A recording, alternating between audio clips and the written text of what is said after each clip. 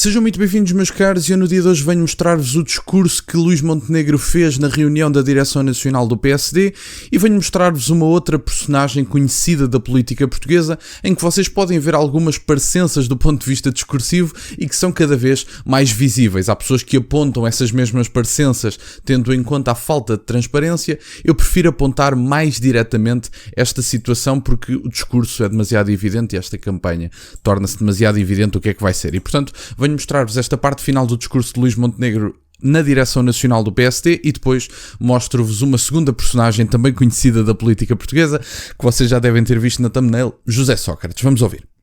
A razão para esta situação é o sucesso do atual governo e a popularidade do Primeiro-Ministro.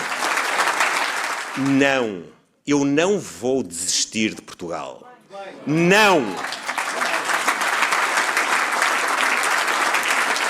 Eu não me deixo intimidar, mesmo quando todos os limites são ultrapassados. Não se cansem, porque vão cansar-se mesmo, porque eu estou aqui para dar e durar. Portanto, meus caros, esta foi a intervenção de Luís Montenegro. Ele basicamente transmite que a culpa é da oposição e, portanto, que o problema da oposição não é propriamente nenhuma situação ética, moral, judicial, legal do Primeiro-Ministro. Nenhum desses é o problema. O problema verdadeiro é o sucesso de Luís Montenegro e esses invejosos da oposição queriam era que Luís Montenegro caísse do governo porque, como ele está a gerir tão bem a coisa, precisavam de outro pretexto para prejudicar o Primeiro-Ministro. Eu venho mostrar-vos aqui agora uma intervenção de José Sócrates há uns anos atrás, que não foi assim há tanto, e eu venho mostrar-vos esta, se vocês conhecem, se têm conhecimento deste tipo de discurso e deste tipo de narrativa que está a ser montado, criando a ideia de que Luís Montenegro é a vítima e o português depois cai nesta conversinha e vota neles e pronto, se Luís Montenegro tem todos contra ele é porque ele provavelmente é um grande homem. Sabe, às vezes quando se tem todos contra si não quer dizer que seja sempre. Há alturas em que a maioria das pessoas não tem razão. Isso é claro como a água. A maioria das pessoas não tem sempre razão. Agora, quando há imensas pessoas, quando se vê, por exemplo, um episódio como o que aconteceu na votação da moção de confiança, quando se vê Alexandra Leitão a concordar com as palavras de André Ventura, vocês percebem que a coisa está a correr mesmo de uma forma inacreditável. André Ventura dizia, mas vocês vão agora fechar as portas e negociar à porta fechada uma situação que devia ser aberta para o país todo ver. E André Ventura faz uma declaração deste género e Alexandra Leitão acena que sim, em concordância. Portanto, vamos ouvir José Sócrates e refletir um bocadinho sobre estas palavras e se nos são familiares estas palavras. Eles que causaram uma crise política e a causaram no momento em que Portugal mais precisava de diálogo e de entendimento e de compromisso. Aqueles que deitaram abaixo o governo, prejudicando o país.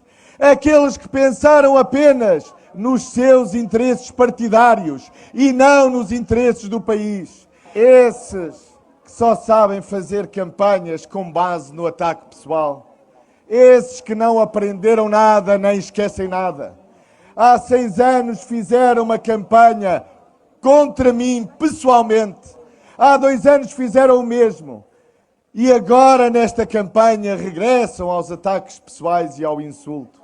Pois quem assim procede está a mostrar apenas mesquinhez, pequenez.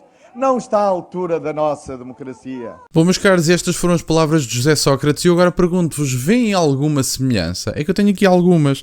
Esta ideia de que causaram a crise política, a oposição causou a crise política, numa situação em que não foi a oposição também, na altura de José Sócrates, que causou a crise política, foi o próprio, mas causaram uma crise política no momento errado. Portanto, Luís Montenegro e o próprio Marcelo Rebelo de Sousa fazem o apelo à situação internacional, que é uma situação de muita instabilidade e que ninguém diz que não seja, não é esse o ponto.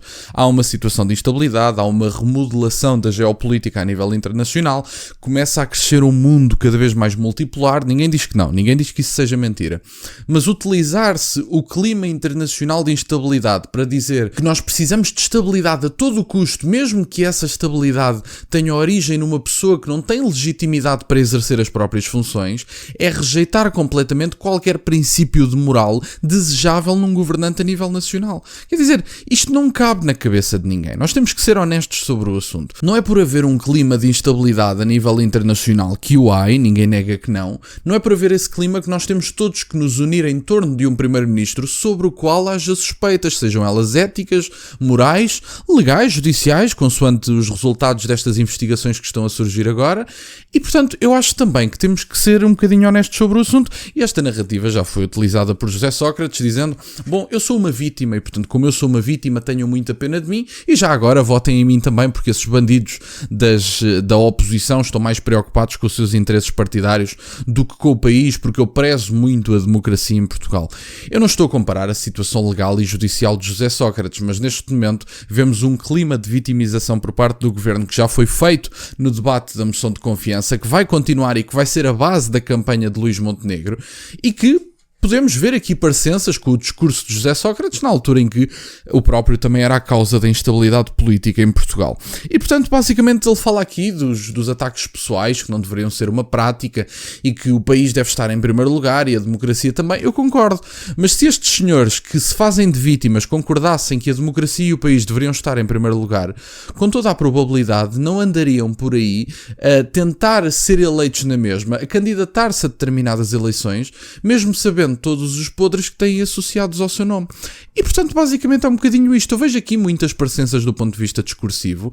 José Sócrates teve a capacidade de se vitimizar, conseguiu também uma grande mobilização de eleitorado. Também, diga-se de passagem, é um comunicador muito melhor do que Luís Montenegro, acho que ninguém tem dúvidas disso.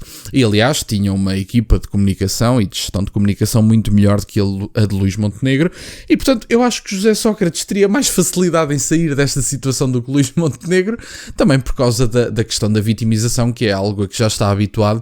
Ele teve que se fazer de vítima nos últimos 10 anos, porque andou a recorrer mais de 50 vezes, está há 10 anos na justiça para ser julgado e para ser condenado ou ilibado, consoante.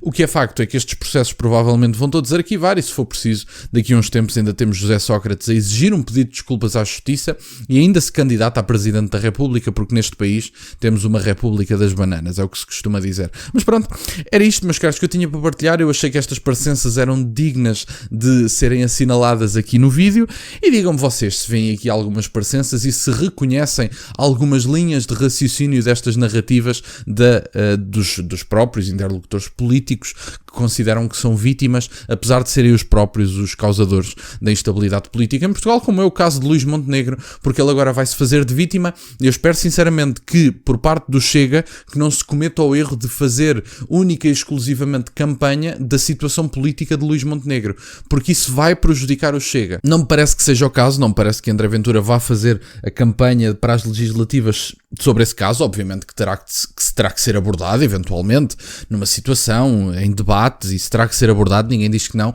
mas que não se faça tanto tempo de campanha através só desta situação de Luís Montenegro. Propostas, projeto político para o país, que isso é que é o mais importante. E no meu entender, a questão do projeto político vai mesmo ser decisiva. Eu espero que André Ventura apresente um projeto político para o país, com cabeça, tronco e membros, e que esse projeto político esteja acima dessa questão de Luís Montenegro. Não é que não se fale, não é que André Ventura ignore a razão pela qual fomos a eleições, mas que fale mais pontualmente, que não dê cartas a Luís Montenegro para se fazer de vítima, porque está visto que quem se faz de vítima consegue juntar mais votos, e eu da minha parte não gostaria que Luís Montenegro juntasse um único voto, tendo em conta a sua situação. E portanto, basicamente era isto que eu tinha para partilhar, meus caros. Quero-vos agradecer imenso por estarem desse lado. Peço-vos só gostem neste vídeo e que subscrevam o canal. Tem as minhas redes sociais e o MBA na descrição, para o caso de quererem fazer alguma doação. E nunca se esqueçam, meus caros, questionem tudo. Até à próxima.